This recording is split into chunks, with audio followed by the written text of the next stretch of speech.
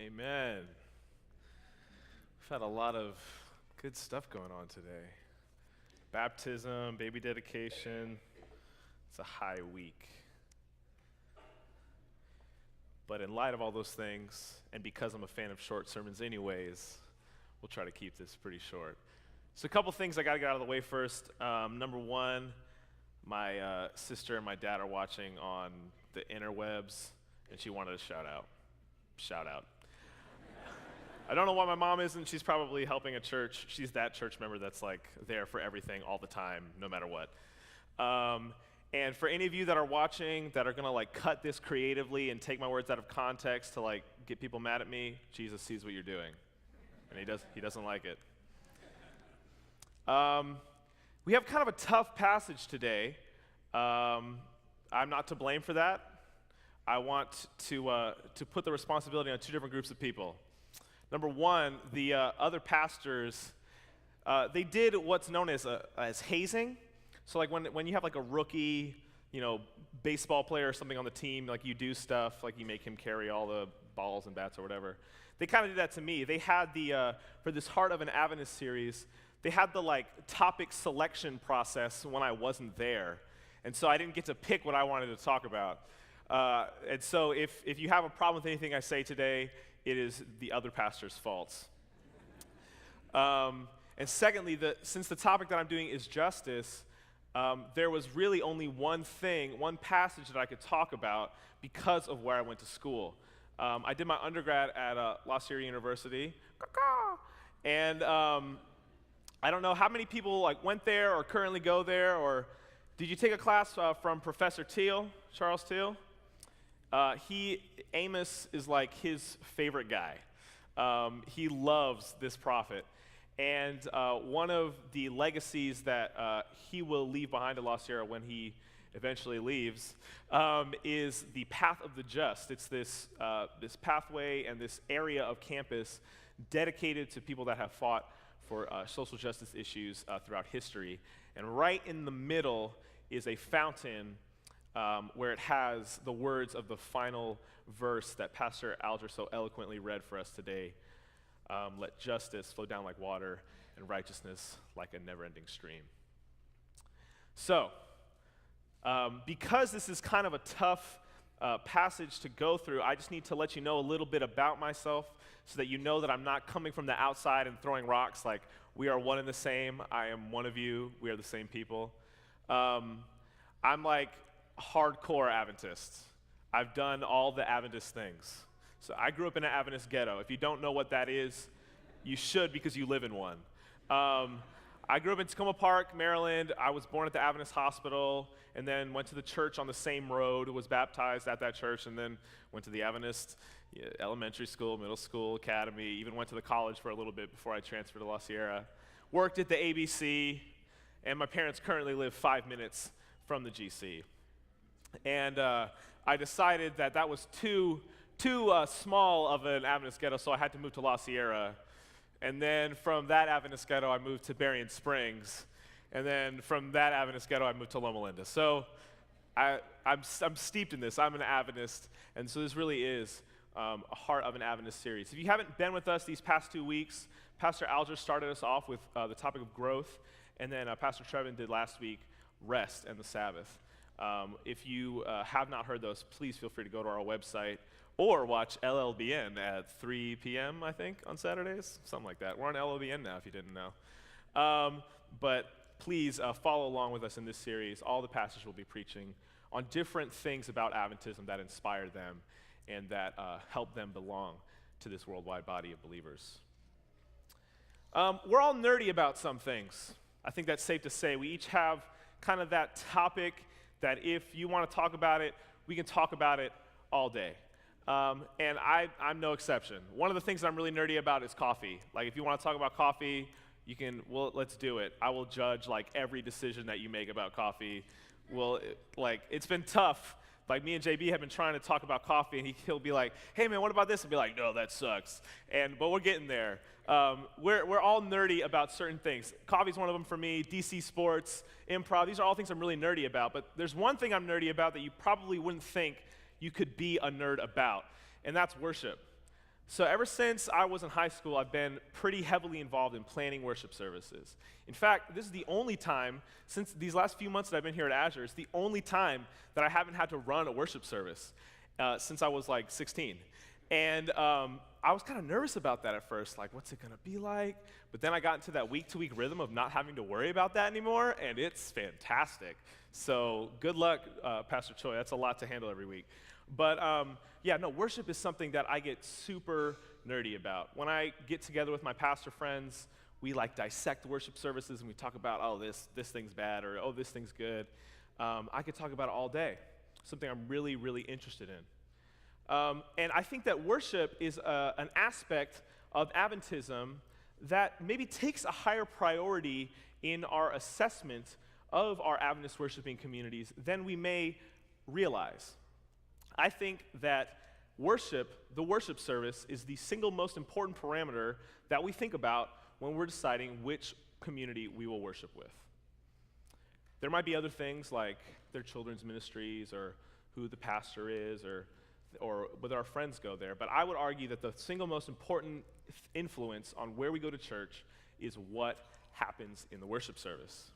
Now, I'm not talking about the Adventist church, I'm talking about an Adventist church. So like the Adventist church on a global scale, or like the idea of the church. We think more theologically or things that distinguish us from other religious groups. But when we're talking about a local community, I think that worship is that thing that we think about. Now, we want to know what their music is like at this hypothetical church that we're going to pick to go to. Is it traditional or contemporary? Is it professionally done, or is it more amateur? We need to know the length of the service, the types of things that are going to be included in the service, what's going to happen. How about formal or casual is the service? How high church or not high church is it? That church does altar calls every week? Perfect, that's the church for me. That church does altar calls every week? I don't know if I could take that. Oh, that church has a garden of prayer? Fantastic, nothing blesses me more than a garden of prayer. Well, that church has a garden of prayer? I don't know. Worship is the thing that helps us decide what Adventist church we're going to worship with. But that's just deciding where to go. Once we're there, there's all sorts of other things that we're evaluating about the worship service while it's happening, right? We have to think about so many things. We need to think about whether we're wearing the right outfit. Am I over or underdressed compared to everyone else? How are our children behaving? To take outside or let them scream or not? Did anyone notice that I didn't put anything in the offering basket? Did everyone notice that I did put something in the offering basket? Did I shake enough people's hands during the greeting time, or did I go back to my seat too early? I picked the right harmony for that song, right? Okay. Is that preacher ever going to get to his point? Oh, and if you're anything like me, you're evaluating the service too. Like, well, that song was too long. Oh, that song was beautiful. That prayer, wow, really, really touching prayer. Man, these children are taking forever to collect the lamb's offering. These things like this, we're thinking the whole time, we're evaluating the worship service. Because for Seventh-day Adventists, worship is very important. And I don't say this sarcastically or with judgment. I think this is a sincere thing that a lot of us really care about, myself included. Worship is important to Seventh-day Adventists. Now we go to Amos. Amos is this prophet in the Old Testament that is kind of God's mouthpiece when he wants to say something angry to the Israelites. He's God's anger translator. So he's sitting there, or he's throughout the whole book, he is kind of chastising Israel for the different things that they have been doing wrong. And when we pick him up in chapter 5, he has been talking about all sorts of things that are despicable in God's eyes that they've been doing. They have not abhorred evil. They have been okay with the evil going on around them. They have despised those that speak truth in their midst. Amos has like this laundry list, and if you read the rest of the book, there's tons of stuff that God is upset at the Israelites for doing. And so in chapter 5, verse 21 is where we pick it up. And this is God's voice, Amos speaking. Here we go. I hate I despise your festivals, and I take no delight in your solemn assemblies. Even though you offer me your burnt offerings and grain offerings, I will not accept them. And the offerings of well-being of your fatted animals I will not look upon. Take away from me the noise of your songs. I will not listen to the melody of your harps. But let justice roll down like waters, and righteousness like an ever-flowing stream. It seems that last verse is kind of a sharp turn. It doesn't necessarily seem to follow the rebukes that he's giving in these earlier verses. What does this have to do with that? Now, Amos, speaking on behalf of Yahweh, is telling God's people how God feels about their worship, and it's not nice at all. It's not just neutral. It's not, oh, your worship is ineffective or lousy. It disgusts me, basically, is what God is saying. Now, some of the language and specific examples that are used in this passage may not be familiar to us. So let's try and find a contemporary equivalent so that we know that God is not letting us off easy because we don't have these festivals and fat offerings. So in our words, in verse 21, I despise your services. I take no delight in your solemn sundown vespers. Even though you bring me your pleas for forgiveness, I will not accept them. And your tithes and free will offerings I will not look upon. Take away from me the noise of your songs. I will not listen to the melody of your guitars, pianos, and organs. But this verse doesn't need to change. Let justice roll down like waters, and righteousness like an ever-flowing stream. Now let's make sure we don't miss the point here. It's not that there was something inherently wrong with the festivals the Israelites were putting together or with the worship services we conduct today. God was not displeased with the method in which the Israelites were bringing their burnt offerings or in the words that we use to ask for forgiveness. Amos is not telling God's people that they were not giving sufficient portions of their well-fatted animals or that we're being stingy with our offerings. This passage is not about how well the singers sing or how in tune the guitar strings are. The problem that God has with all these expressions of worship is that they are being offered by a people who do not demand justice for the oppressed and who do not hate evil. Rather than be focused on all of these things that are important, that God has specifically instructed his people to do, God wants his people to be hung up on justice and righteousness. Without the presence of justice and righteousness, their worship doesn't just cease to be important, it actually causes God distress and upsets him. And how fitting is the imagery that he uses to describe what this justice and righteousness should look like. Let justice roll down like water, and righteousness like an ever-flowing stream. It seems for us, Californians in 2015, this is a particularly fitting description that we can understand better than most.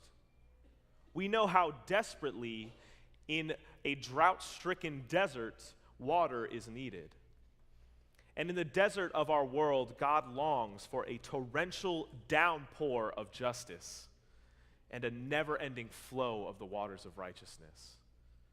If we're not concerned with these, then our worship just becomes a mirage. Nice to look at, but of no use to anyone. As Seventh-day Adventists, we kind of have a complicated relationship with justice and righteousness. If we take righteousness first, it's kind of tricky for us. If you've been an Adventist for any period of time, you probably know that in our history we've struggled with what this means. You see, we like to equate personal righteousness with our salvation, resulting in a salvation by works model that always ends in shame and brokenness. Or we're so determined not to focus on works that we lose our desire to live righteously at all. Today we're focusing on justice, and so since righteousness is its own series of books and sermons that we can spend a lot of time on, I'll just say one thing about it, and we'll move back to justice.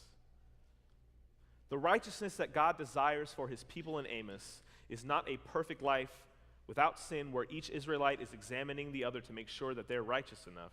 Rather, it is a lifestyle that despises evil and a posture of longing after righteousness in one's own life. Now, justice. This is something that we have a similarly complicated relationship with, but maybe for different reasons. You see, we're proud of those in our history that have fought for justice, but we sometimes fight for the opposite nowadays.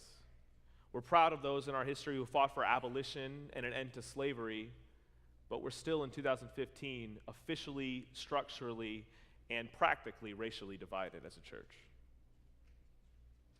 We love to fund work to help people in other countries or places where they need aid, but only if we make sure we preach as much as we help. We embrace our female prophet, but we marginalize other women in ministry. We couldn't be prouder of our healthcare systems, but there's a lot more we could be doing to make sure that healthcare was affordable for everyone.